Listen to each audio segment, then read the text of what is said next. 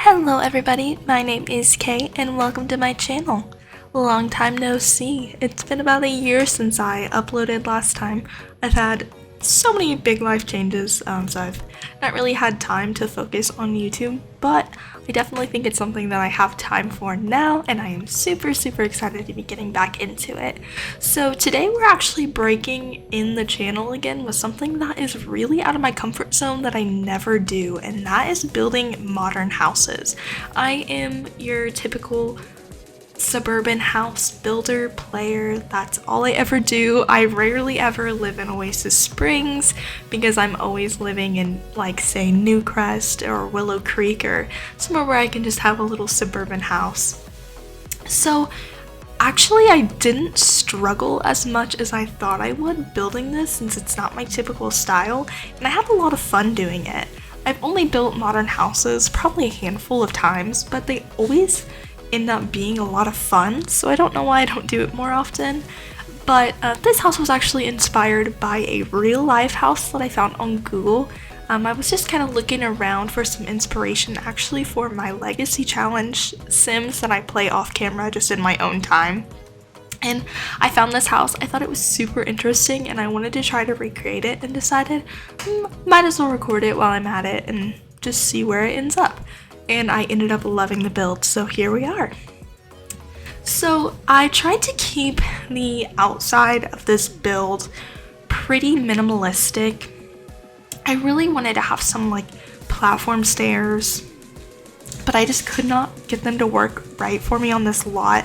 I kept having some terrain glitches, which I actually ended up cutting out at the beginning of the video, but I had so many terrain glitches with this lot in particular. It just would not let me. I couldn't use platforms, I couldn't manipulate anything. It was kind of a disaster. So I just had to literally go to Manage Worlds, exit, and come back and try again. And then it worked for me just fine, as long as I didn't try to mess with the terrain too much. So yeah, here we are outside just doing a little bit of landscaping. I love a good lush green landscape, like in a suburban neighborhood. But there was something about this desert landscape that I absolutely love, with the cactus and the succulents and the rocks and the little palm trees. I loved it. So yeah, I decided to add on a little back patio, and normally I always leave them open and have like a pool or something, but this time I decided to close it off. Once again, just trying to make myself get out of my comfort zone, you know, do things that are a little bit different. So yeah, we are just placing some windows around the place.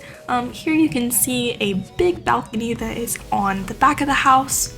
There is a balcony in the front of the house, but that one is not functional because it was just too teeny tiny. It's just there for the vibes. But the downstairs of this house actually came super easy. The floor plan worked out very well. Upstairs was a different story though. It was definitely a struggle for me. About halfway through the build, you will see the left-hand side of the house completely change. I ended up cutting it out because I worked on it for probably a good 45 minutes in real life trying to get it figured out.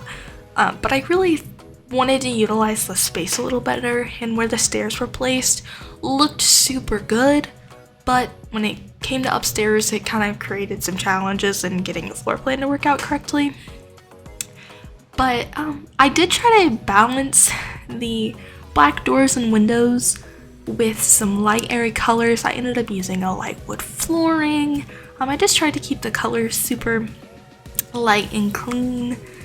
Also, I'm so excited that I got to use this light from the Modern Luxe kit because it is my absolute favorite light in the entire game. I keep finding myself using it in almost every build. Also, we need a petition for some more curtains in The Sims 4 because it was a struggle. The whole time, it was a struggle.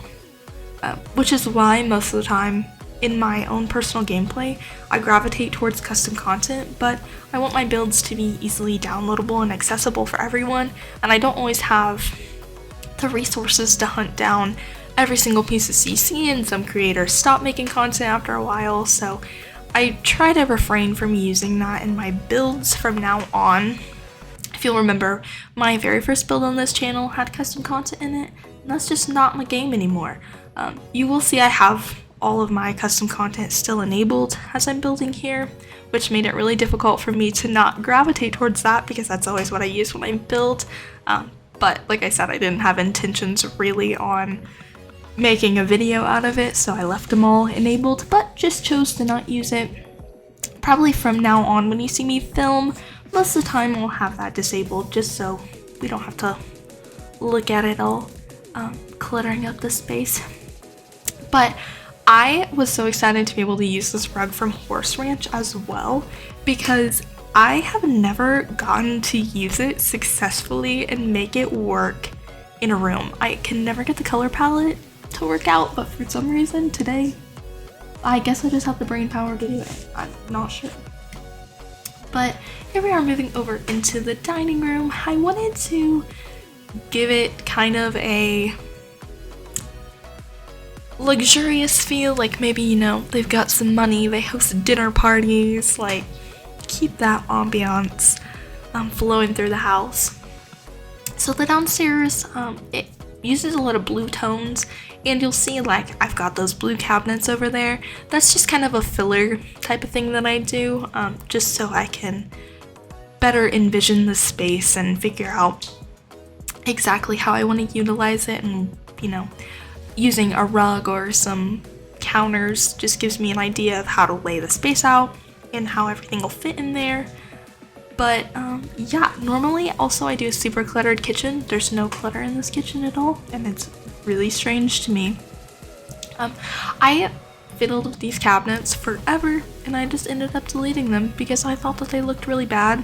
Now, looking back at the footage, I kind of wish that I would have done some open shelving or something, but I still think it looks alright. Also, I really struggled with this big open area in the middle of the house under the stairs.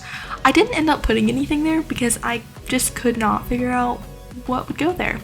So yeah, I added some little blue accent walls throughout the house as well, just for, you know, a little change from the stark white. And then downstairs here we are furnishing our first bedroom, which I intended for a child sim. So this is also a color palette that I've never done before, with the purple and the green and the teal.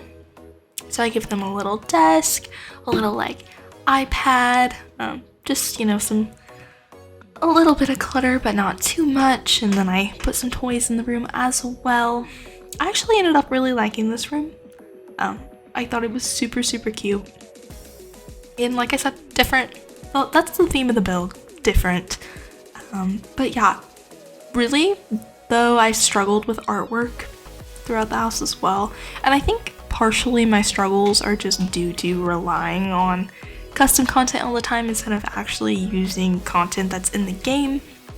So I'm really trying to make myself be better about that. But yeah, I really did love that little tiny living painting. I thought it really brought the place together. Here I am struggling with curtains again, big surprise. I really wanted to put some curtains or blinds or something on this window downstairs because they're huge windows into the bathroom, and I hated all of them. So, you know, good thing it's The Sims and nobody cares, because I could not find anything that really floated my boat.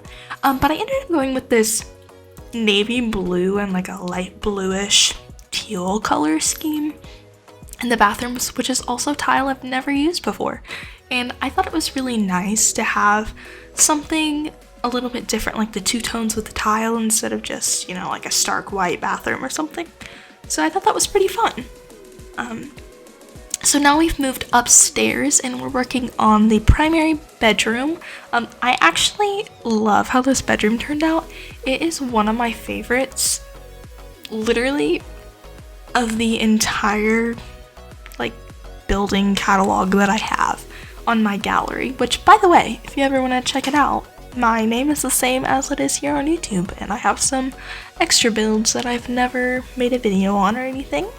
I really wanted to use this Dream Home Decorator wallpaper really desperately, but I just was really having a rough time with the rug and that wallpaper together.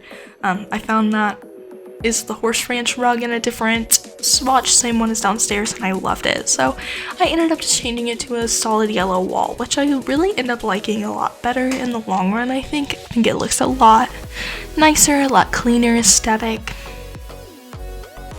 But yeah, I struggled here also with the artwork forever, but I ended up finding that perfect piece. It's got almost all the colors in the room to incorporate it in. Also, I don't even remember what pack that olive tree is from, but I have never seen that in my life, I swear. So I'm so happy I got to use that because I will be using it more often now. I think it's super cute. But yeah, here we go through all of the wall art again. Luckily I didn't struggle too much that time. And then I always try to put like a desk or something in my family build, so here I am just making a little office space in the hallway. I didn't want to add too much in this hallway because I have the big sliding glass doors to get onto the balcony, so I didn't want to block those in any way. But I put a little telescope out here and just some little seating and some plants. You know, I thought maybe your Sims could, you know, come out and gaze at the stars in the desert. Maybe it's like the Badlands, you know, they've got good stars. But here we are moving on to the nursery for an infant. I decided to go with a little green theme for this room and use my favorite kids wallpaper. I love that little dinosaur paper. And yeah, I really wanted to use that rug, but it was just a little chaotic, so I ended up just going with a nice neutral colored one, and I think it's a lot more relaxing for the baby's room. And then here we are moving on to the last bedroom of the build, and I built this one for a teenage girl. I absolutely love that bed from high school years. It's one of my favorite in the game. I love the pattern and the colors on it. So I used that. I kind of have in my mind that this is kind of an artsy sim. So like maybe those paintings and drawings on the wall, they did them. But I also tried to make it, you know, just like a messy teenager's room. I've got some clutter on the ground, you know, the pictures in the mirror, stack of books, makeup out, you know, living in teenager mess as most people do. And then I also in this room, I ended up putting, you know, like some beauty products and stuff on the shelf, but I ended up putting in the new game from Lovestruck, the Woohoo, and I forget what it's called, the party game little things. So I thought maybe if they had friends over, they could play that little game together. But here we are, we're actually wrapping up the build now. I just put a little bit of landscaping back here and then a nice picnic table and a grill. But other than that, that is just about it for the build. So I have put some screenshots in here at the end so you can get a better look at the build. I hope you enjoyed it, and I will see you all again very shortly.